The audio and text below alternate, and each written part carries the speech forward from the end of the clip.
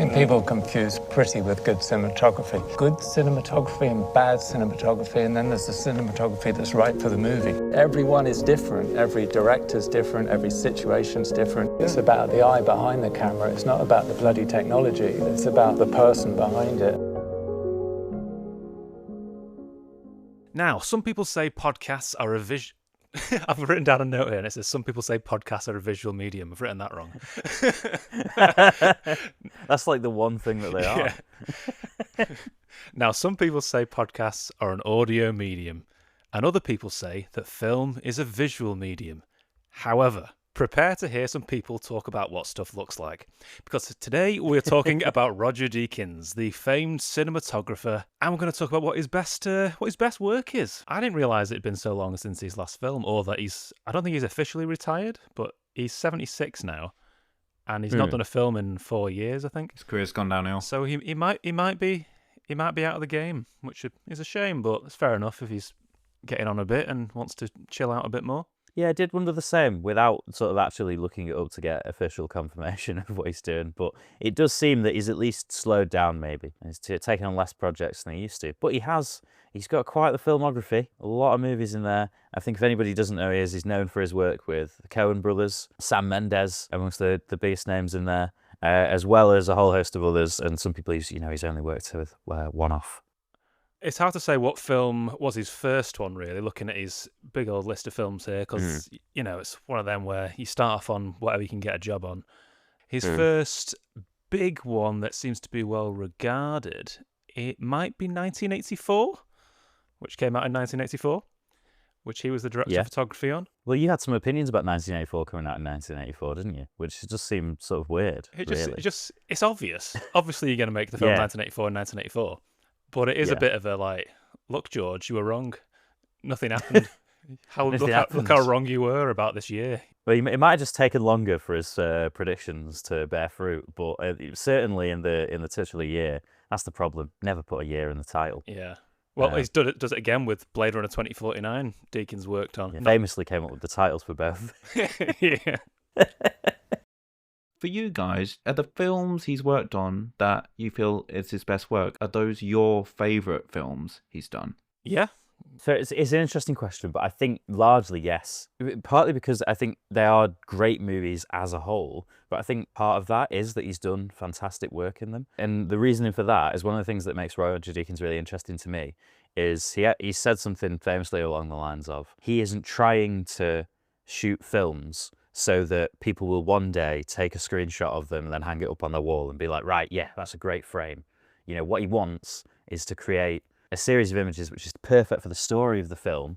In a way, that sort of way of looking at the process, which I'm sure a lot of cinematographers share, it sort of lends itself well to also making great movies as a whole. Is that his quote? People confuse pretty cinematography with good cinematography. Yeah, so he has said that pretty imagery is often confused with good cinematography, whereas in reality, good cinematography is simply what is right for the story, which I think, like I say, is what an idea that a lot of cinematographers share. But I think at least in part of that is because he's very influential in that space as a cinematographer. Is he your favourite cinematographer, Tom? Movie is, and the sort of images that leads to in there. I think he was just almost a good place to start for our first cinematography special, in that he is among the most well-known, especially in people who are just starting to have an interest in the craft of cinematography, because he is such a big name and has worked on such a variety of films. And he's the only cinematographer I know with a cool nickname, the Master of Light. The Master of Light, yeah. That's what you want to be, cinematographer. Yeah. You do want to be a Master of Light, you've got to say it. But yeah, but he's also just he's done consistently great work, and I think actually it's one of them where I think it's really almost important to have a style sometimes when you're trying to carve out a space in a craft like cinematography. But although he has certain hallmarks of a Deakins style or process, does tend to complement the movie, and he's made movies that do look drastically different to one another. And it's not like he's someone who's like, okay, right, well, I've got to get my style in this movie, even if it's the expense of the movie as a whole. And I think that's partly why he's an interesting cinematographer to talk about. But I think maybe a good place to start, I think, especially since he's so well known for the work with this directing duo is the Coen brothers film Fargo, which I believe might have been Roger Deakins' first Academy Award nomination for cinematography. He famously didn't win for ages. So he won for Blade Runner 2049 and 1917. I'm a big fan of Snow, and I just love the way he shoots it. Basically, Fargo in particular, but like the story itself feels very cold and sort of emotionless, even though some horrific things are happening, and I can't explain it, but the images just feel to represent that so well. And I love the way they sort of just play out. There's some shots like, remember the woman who was kidnapped trying to run away in the snow, and then she just kind of falls over. I love the way that shot just kind of plays out. I think what I like about much of Fargo's cinematography is just how sort of wide and stepped back some of the frames are. So I'm not talking about a wide angle lens here, but just a wild field of view, and how small this makes a lot of the characters in the frame. Especially, so you think, calling to mind like the title shot of the movie, which is huge. I believe it is a crane shot. It's from above, so you see a car and then some other sort of trees in the parking spot and some lamp. And these ones where it sort of sets the characters within this sort of overwhelming snow-covered environment and has them small and ant-sized, and it gives this sort of air of unease and smallness to all the different events in the story. It's also been beautifully composed, and I think, as well, shooting in snow is a challenging shooting environment. Do you think it's a little bit cheating, though, to just film somewhere that just looks epic? Like, it's hard to make a dingy room look good. Go out into the desert or go into a giant snowy, like, Alaska. Did they shoot it in Minnesota? I assume they did. But if you go out into that landscape, of course it's going to look sick. It's cheating. Brad, give me a camera and I'll make it look shit. He'll make it look shit. Fargo was film, wasn't it? As opposed to digital. It is film, yes. Yeah, so it's a little too early for digital outside of camcorders. I think it looks very filmy. I think something about the 35mm, like you can just tell. I don't know if it's because it just looks like a lot of other 90s movies and sort of the quality of the image, but I feel like you can... I mean, Tom, what is the characteristics of film where you can just sort of... you can see it as opposed to digital? I think when people are thinking about it, they're sometimes thinking of the colours, film grade, of course. But I think in the case of Fargo, although it does, it is shot on film, but I think actually, you touched on it there, I think it is. It has a look that is in keeping with the style of a lot of 90s cinema, and I think actually that's what maybe gives it its look there, because I think interestingly is Roger Deakins is actually one of the sort of most notable proponents of the shift to digital cinematography. So he shot on film for much of his career, but he's one of these who doesn't have the sort of like religious devotion to it as a format. Did that start in a big way with Oh Brother, Where Art Thou? Because I know that was really significant for the colour grading of it. It looks very yellow and it's very almost fantasy-like, which suits the movie because it's based on The Odyssey. And was that their first digital movie? That's another Coen Brothers movie. No, so that is shot on film, but the colour grading was completed digitally. So in the past, the colour grading tools that were at your disposal were largely to do with how you developed the film, so the colour timing in the lab, or how you printed the film. So if anyone knows anything about film is shot to generally to what's called a colour negative, where the colours and the brightness values are inverse to what you see with your eye. But to get that viewable on a movie projector, you have to print it onto colour positive film. So there's another bit of colour editing that goes on between that process. And the digital intermediate one, even when it's shot on film, is where the film is scanned in, and then before it's printed, instead of being manipulated with printer lights, it's manipulated with a piece of digital software. Tom knows his shit. Tom knows what he's talking about, boys. Yeah. And so Brother, Where Art Thou? Because that was quite a new process in 2000 when that movie came out. It's one of the earliest movies to make use of the or make really distinct use of the digital intermediate process, because it's pulling off a look that's not possible by using the traditional processes. So Brother, Where Art Thou has this really distinct look, and actually it's funny that you say, because obviously you were like, oh, is it shot digital? And there's a sense where actually, yeah, I think if you looked at it today and you showed somebody with no knowledge of when it came out or that point in history when it came out, they would point to it being digital, I think, despite the fact it was shot on film, but just because the digital grade of it is so distinct. Yeah, it's kind of the inverse of what a lot of films do now, where they shoot digital and then try and make it look like film. They kind of shot on film and then made it look digital, yeah. when they were talking about this picture, and they were talking about this Dust Bowl era sort of look, and so then became this whole issue how to alter the image enough to get the look they wanted. What happened is we started thinking, well, is digital technology far enough along? Now, if we were doing this film and it had to be done chemically, we wouldn't have got nearly the look we've got. Well, moving on just a little bit further forward, another Coen Brothers collaboration for Deakins. I think there's a turning point in Deakins' career at No Country for Old Men, where before all that, it looks a bit more standard, a bit more, still great cinematography, but you compare The Big Lebowski to Skyfall, two very different looking movies. I think and then 1917 and Blade Runner and Skyfall, you get this clean, very high production looking cinematography that is not the same as his before No Country for Old Men. I think that's the turning point where suddenly he starts developing this new style that he just uses all the time now. And that, to me, if someone said, what does the Roger Deakins film look like? I'm thinking of this super clean Skyfall, Prisoners, super dramatic lighting. Yeah. And I think No Country for Old Men, I think, was the start of that. And it's funny looking through parts of No Country for Old Men, in that, much like we were talking about before, so many of the frames in that movie are beautiful, but it's almost like they don't catch you out necessarily as you're watching it as individual frames. It's more just the overwhelming sense that movie looks amazing. Like the sequence where Shiger is chasing Josh Brolin's character, shooting him with the shotgun and stuff, and he's trying to drive away. Yeah. That I would say that you can see Deakins isn't too concerned with the individual frame or the individual shot. He's, I think, thinking a bit more about the whole sequence.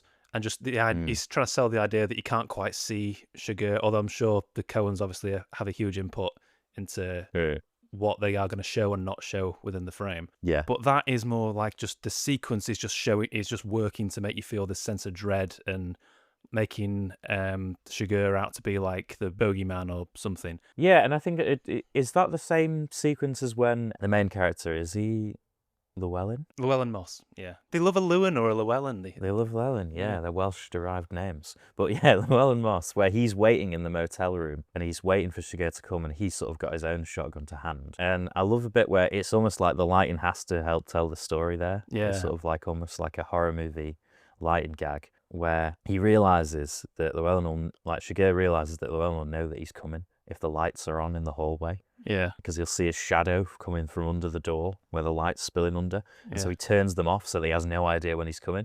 And it's just like a cool, simple moment that has a great image, but is also just like a direct part of the story. Yeah, it's not just let's make this look cool. It has a direct consequence. Yeah, direct consequence and a huge impact on the tension and the drama of that scene. Is that your choice for best Deakins? There's like 3 that I reckon really stand out, and No Country for Old Men is one of them for me. And I thought maybe it could be Tom's favourite. I've had a hard time with it. It's within the top 3, I think. Do we have the same top 3? well, we probably do. But there's a very clear top 3 for me. Fargo is just outside of that. I generally prefer his later stuff, like I say, from No Country for Old Men onwards. I think he just gets a bit more... I don't want to just say he gets more cinematic, but he does. I think he gets more dramatic with his style. It just looks a bit more striking, which I do prefer. But there is an element of, like we're saying, that he doesn't care about making a pretty frame, but I think he gets very, very good at making a pretty frame by the end. He does, and he's very, very good at it. I guess it's just not. It rarely leads to being like, right, this is the one image that's anybody's going to think. I think there's very often just sequences where it's like you could pull any image from that and it would look incredible. But I think almost, I'm trying to think about this. It is almost as if, like we touched on there, with Fargo as well, like the early ones are very much 90s influenced, whereas you feel like some of the later ones, it starts becoming a case of everybody else being influenced by, or lots of people within the industry being influenced by Deakins. Just skipping a few years ahead to 2012, you can really see that when he did Skyfall.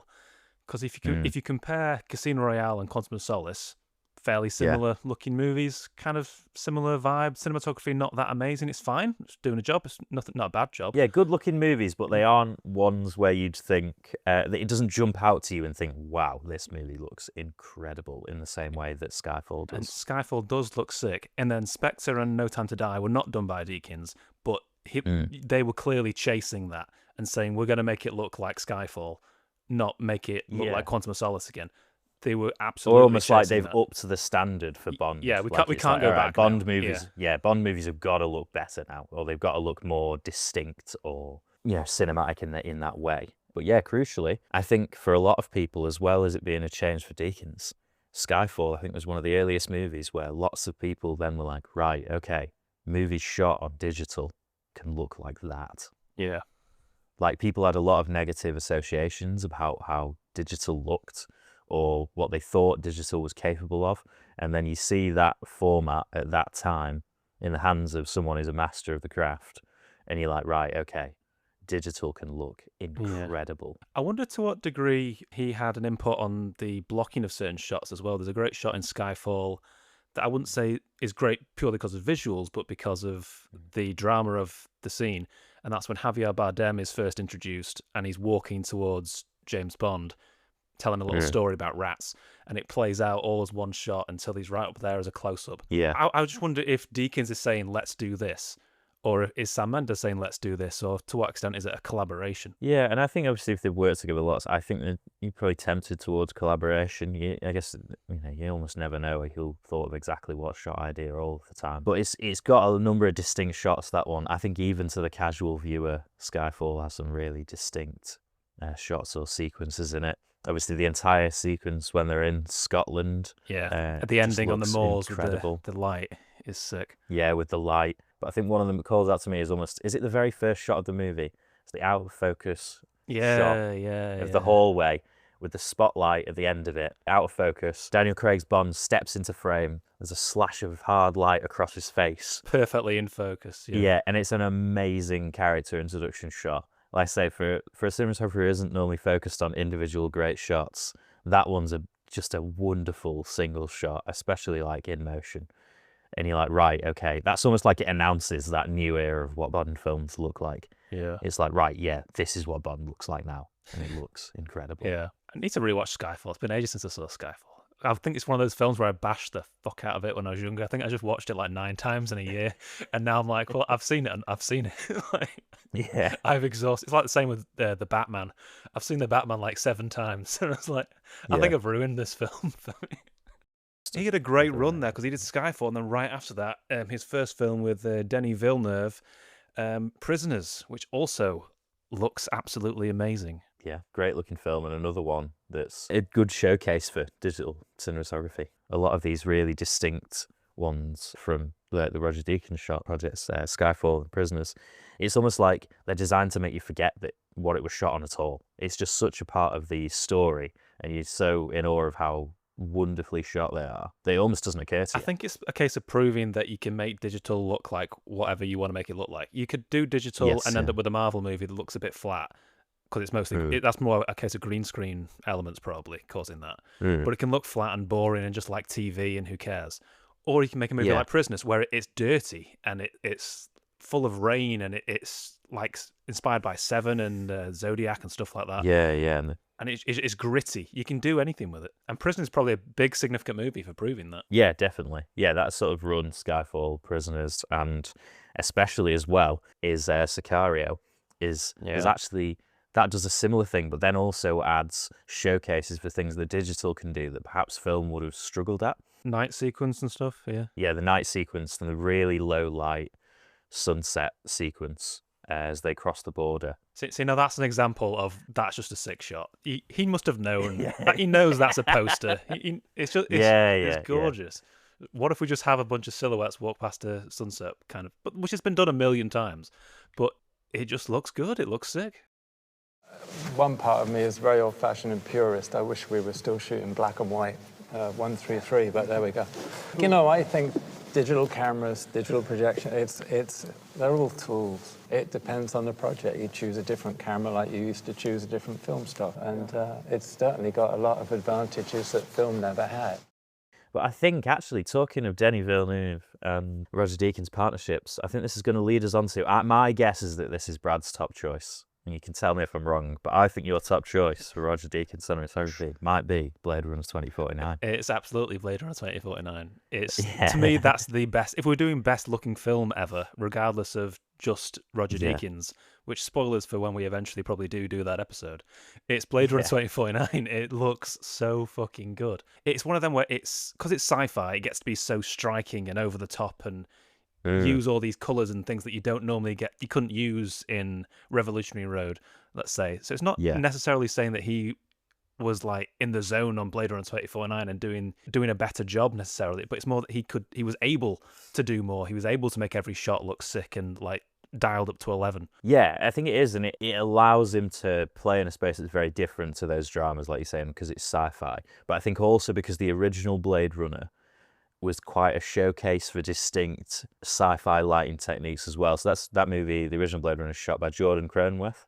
And some images that stand out in that are then, when they first when he first visit the Tyrell Corporation, is that shot where there's that rippling golden light in the background of one of those. And that's just like a huge light fixture shot into some moving water.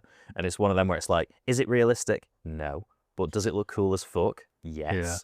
And it enhances the atmosphere of the movie and also makes it look otherworldly in a way that sort of sci-fi or this type of sci-fi really needs it to. But I think because that's in the original movie as well, you then get to be like, okay, well, how do we pay tribute to what the original movie looked like and what it was about, and then make it distinct in our own way? And then so there's some really interesting techniques used throughout Blade Runner 2049, as well as the fact that so many individual frames in that movie look amazing. A big sort of use case in that, especially when they're at the other sort of corporation headquarters, is moving light fixtures. Oh yeah. So you'll notice when you watch the movie, there's big sort of like artificial sunbeams that'll move across a giant set slowly in a crawl in lots of different patterns in each different one, and it's just like a very it's so suitable for the sci-fi. They have a thing in cinematography where you can't just put a light in. You've got to have a reason for that light. What is this light source coming from? But in Blade Runner, there's millions of neon signs and there's a giant hologram of Ana de Armas like moving around, interacting with the scene. Yeah. So he's called the Master of Light for a reason, and he can now say, "I want a light over there." So they'll say, "Oh, we'll put a hologram over there. We'll put a neon sign over there for you. We got you." So he can do whatever he wants.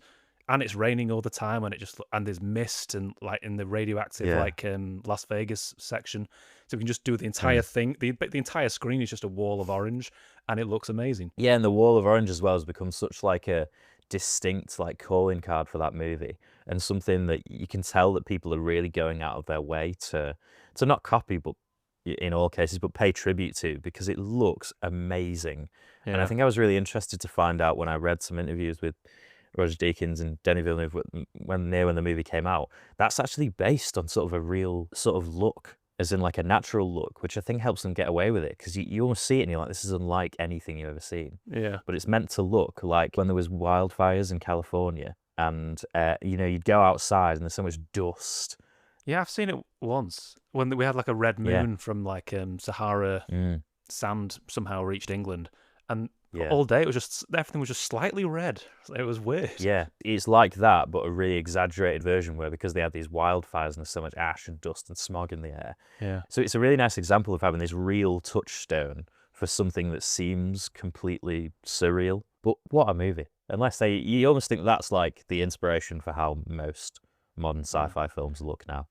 If you're wondering what my favourite Roger Deakins is, I mean, Fargo was up there for me, to be honest, because I think I've always had a soft spot for that 90s kind of look.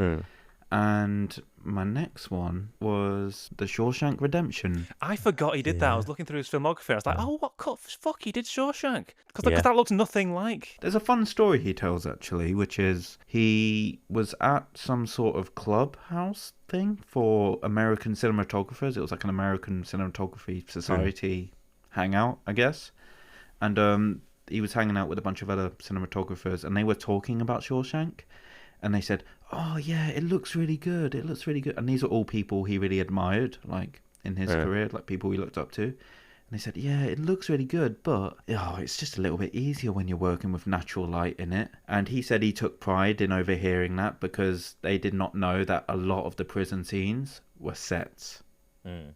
And he actually lit the fuck out of them, but in a very natural looking way. And I do like it when the cinematography just doesn't call attention to itself, Yeah. but still look quite nice. Some of those prison shots look a lot nicer than you remember. Yeah, it looks really good. That's a good example of a film where before I was saying there's two phases, before and after No Country for Old Men. Because I forgot that he did Shawshank because it doesn't look anything like Skyfall or Blade Runner.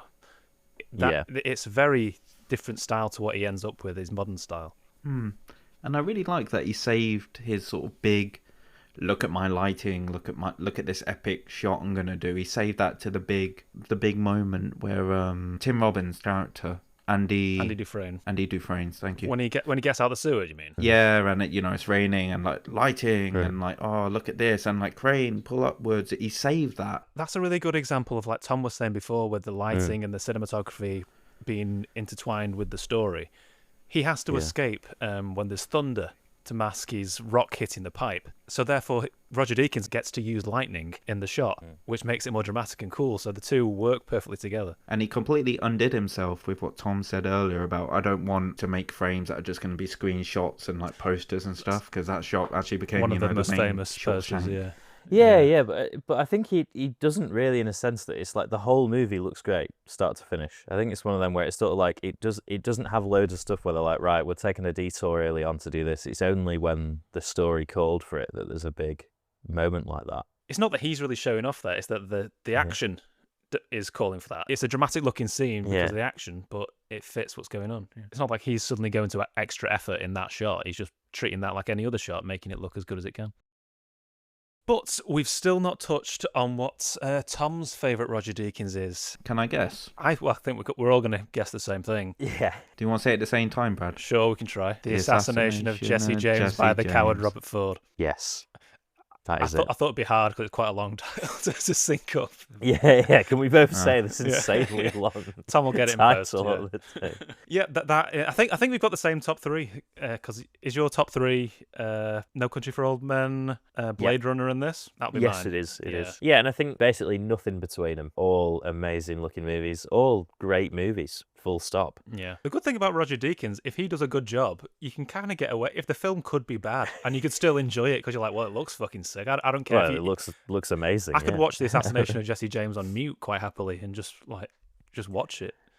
Yeah, and it's a quiet film to begin with, isn't it? You almost only need the Nick Cave, Warren Ellis score and the Roger Deakins cinematography, and if nobody said anything, that would still be a banger. It is it's a very poetic movie.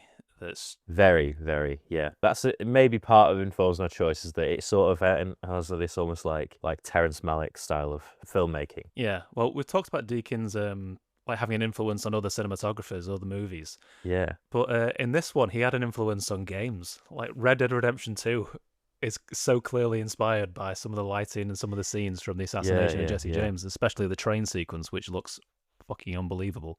Yeah, the train sequence is unbelievable, and I remember reading about how he's achieved some of the looks throughout the movie in the assassination of Jesse James by the coward Robert Ford.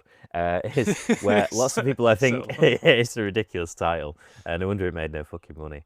But is that I think because the film looks so amazing, people assume that the lighting setups are therefore really complicated, and in fact, in a lot of cases, they're very, very simple. And that iconic train robbery shot with the smoke. It's like one light, yeah. It's one light. It's one massive light. Yeah. Well, it's like we're talking about with Blade Runner and having motivation for the lights. He could put one wherever he wanted because it's sci-fi, he can do that. With this, again, he's just embracing what the film is. It's a Western. It's got to be simple and minimalist. You can't have 10 light sources. You're going to have them with a little lantern and a train with a massive fucking searchlight on it. That's all you can do. So embrace it. Well, I think there's a sense where even, in a lot of cases, people would have added more. They would have been like, oh, okay, well, in a scene like that especially, part of what makes it so beautiful is the contrast between the really bright light of the train and just the utter darkness and complete lack of detail in anything else in that shot. It's mostly silhouettes and smoke. Yeah, mostly silhouettes. And I think where other people might differ there, they might be like, oh, well, I can't see the actors' faces, or I can't see the detail in this, and sort of almost like pull back from that one light and then start adding more so that you can see more of what we're looking at in that sequence. Whereas the bravery of that lighting choice and what makes it look so amazing is that it's like, right, it's one light and that's it. Yeah. And we're committed to that look exactly as it is. I've seen 2 interviews with Brad Pitt where in one interview he says his favourite film is Mr. and Mrs. Smith that he's made because it changed his life. But that was when he was with Angelina Jolie. And then once he divorced her, he said multiple times, my favourite movie I've ever made is The Assassination of Jesse James. Yeah.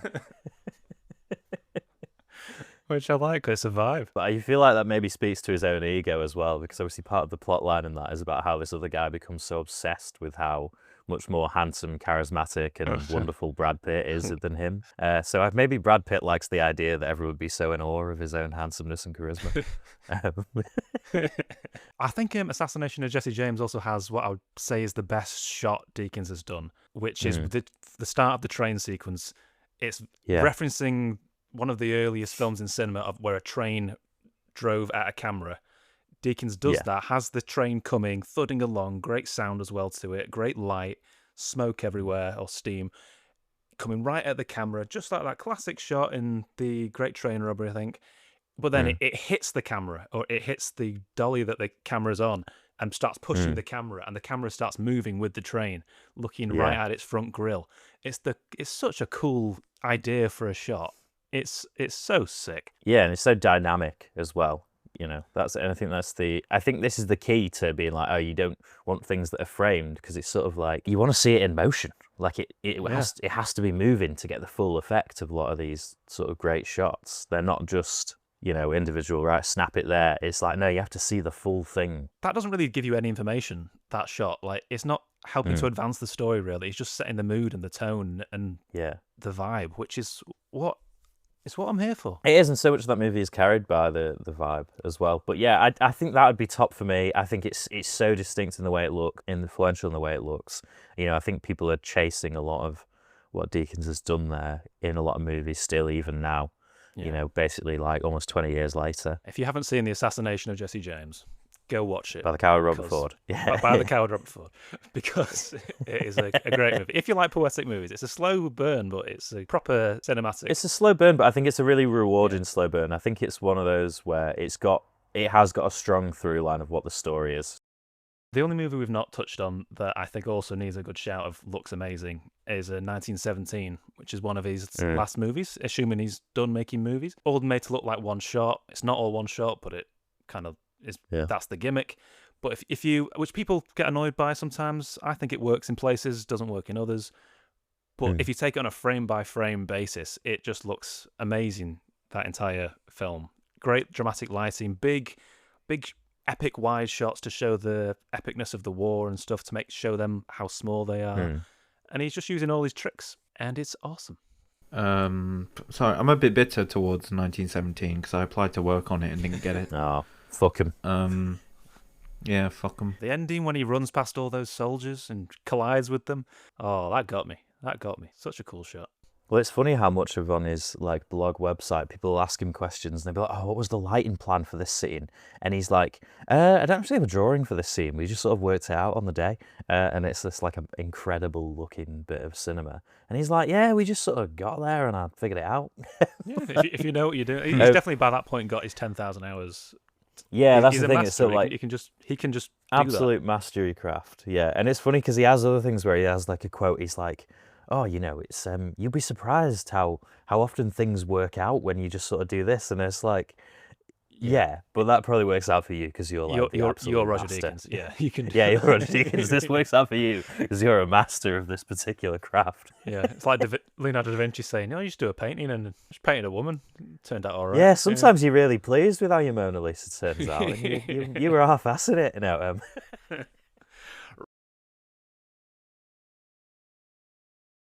Right, I think we've gone through all the big hits of Deakins' career. He's got loads, and we can't talk about everything. I'm sure there's big ones we've missed. Yes, yeah, there will be. But absolutely. I'm going with Blade Runner 2049 for the reason that it's dialed up to 11, and I love that. I just think it looks gorgeous. It's almost showing off how good it looks. Well, it is showing off, actually. Yeah. And I think, Craig, you're going with Shawshank Redemption? Yeah, Shawshank. And Tom's going with The Assassination of Jesse James by the coward Robert Ford. Yes. Ooh, like I say, Blade Runner's my number one. Jesse James is is just number 2. I could easily go with one of them. Yeah. What's Craig thinking? What do you go to out of mine and Tom's choices? I'd have to give it to Blade Runner 2049, weirdly. Because I feel like my head says Assassination of Jesse James, but all those lights everywhere and sort of that American wildfire look, orange, everything being orangey. It is cheating, and it is going against the Roger Deakins philosophy of it doesn't need to look amazing as long as it fits the story, because I'm just picking the one that looks the most amazing. But if Assassination of Jesse James looked like Blade Runner 2049, it wouldn't make any fucking sense. So yeah, it wouldn't make any sense. It would be, yeah. Sometimes things can just come together well, that you get to make a movie like Blade Runner. I think I would say, although, like I say, my top choice is The Assassination of Jesse James by the Count Robert Ford, I would be happy to go for Blade Runner 2049. It looks amazing. I think it's a really strong showcase for like what digital cinematography can do, and it's been really influential in that space as well. I think, you know, like people look at that and it's like the touchstone for a great looking movie. Well then, the winner this week of the best Roger Deakins cinematography goes to the best looking movie of all time, Blade Runner 2049. Blade Runner was something I couldn't say no to. Why would I?